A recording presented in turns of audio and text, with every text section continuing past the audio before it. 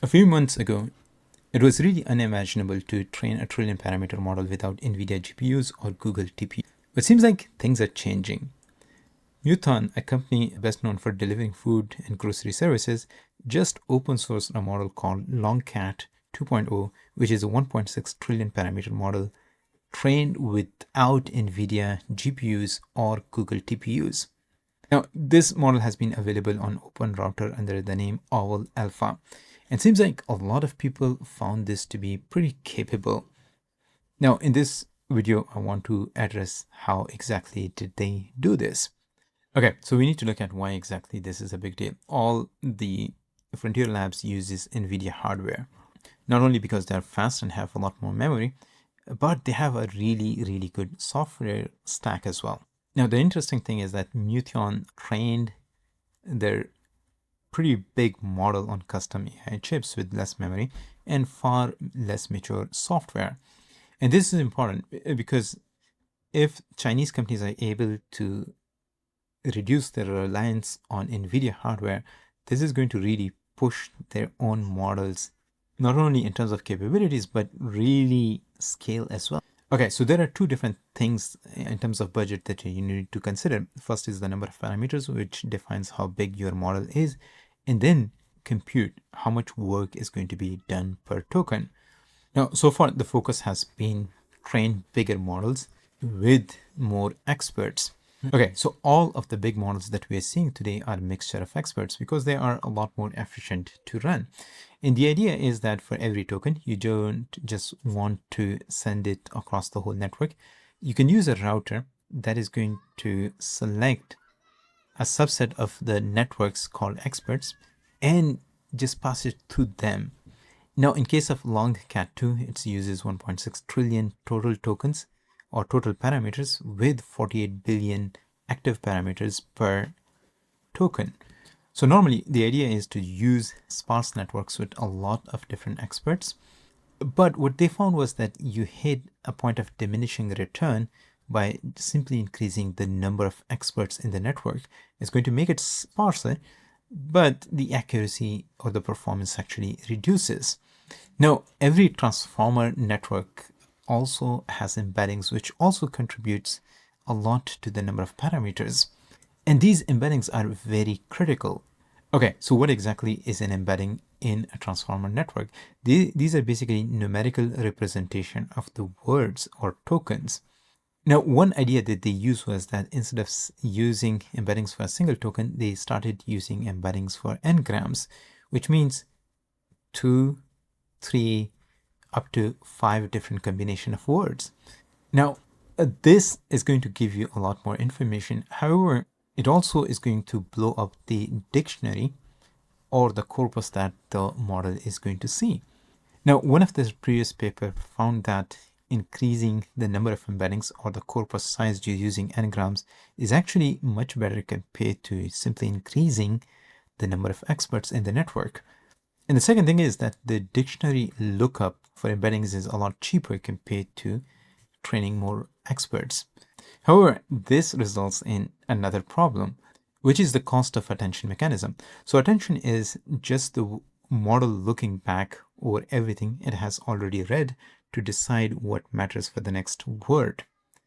Now, the problem is if you can read 1 million tokens, then looking back over all of them for every single new word is going to be brutally expensive.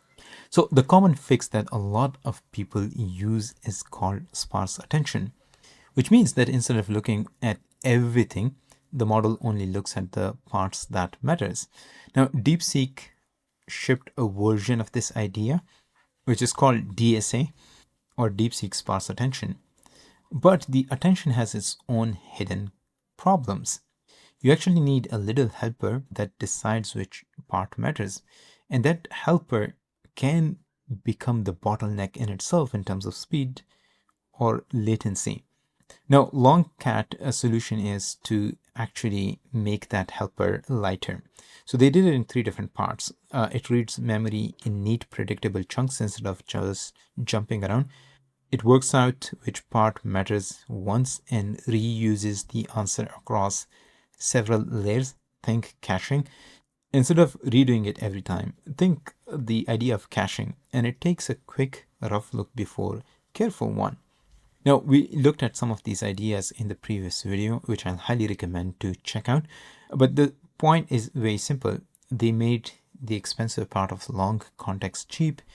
Now, apart from using larger N-Grams, they also use speculative decoding. The idea is that you use a fast, small draft-ring network or model that is going to give you a number of different guesses.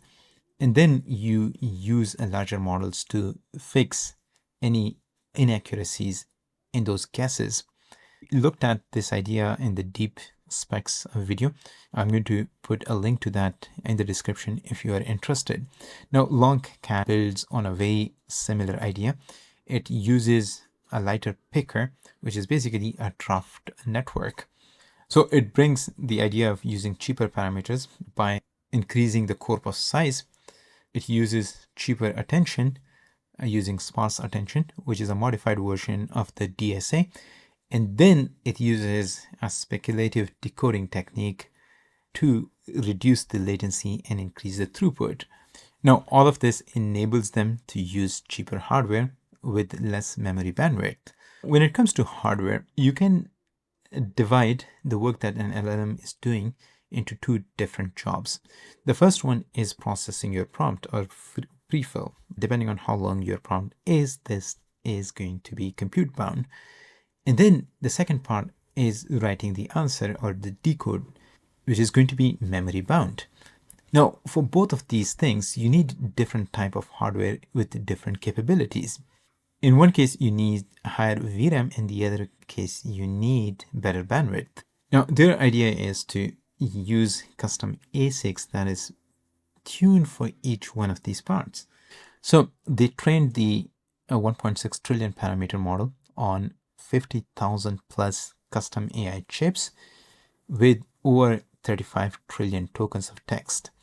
But that's not the impressive part. The impressive part is the software stack that they had to build. Like, one of the most powerful thing about NVIDIA is not just the hardware, it's the software stack in the form of CUDA that they have built over years. That enables companies to actually train these powerful networks.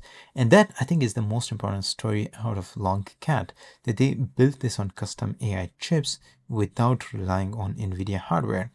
And the results that you actually see out of this model are pretty impressive. It's a very capable model that goes head to head with models from OpenAI, Google, and Anthropic. Now, I'm going to show you a couple of outputs, but keep in mind these are self-reported in-house benchmarks.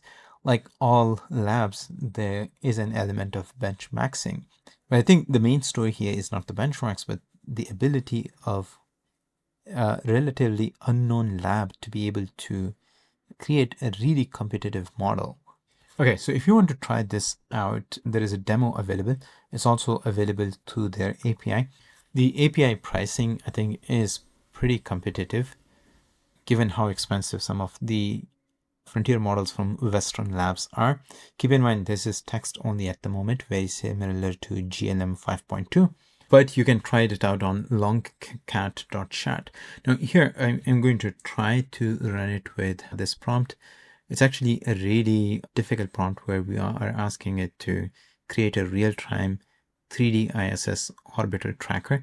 And then it's supposed to use a free API endpoint to track the location. Now we're going to send this in. I'll show you what the results looks like. I'm not signed in, so it's not going to keep any chat history. Now, in this case, the thinking tokens or the thinking budget is relatively small. I think it quickly decided on what exactly it's going to do. And now it's writing the code, which is actually pretty fast in terms of generation. So I'm going to wait for this to finish, and then we're going to test it out on how good the model actually is. Now, while that is happening, they're going to upload the weights of the model to Hugging Face. They say that model weights are coming soon. This is actually a trend that we are seeing with a lot of Chinese models. So after a couple of fixes, here's what it produced actually. This is pretty neat looking. And if you look at it, the current location of ISS is this. I really like how it rendered ISS. Now, I don't think this is the real-time location because it's moving way too fast. In fact, actually, if you look at it right now, ISS is over Europe. Anyways, I think it's still, the rendering is pretty great.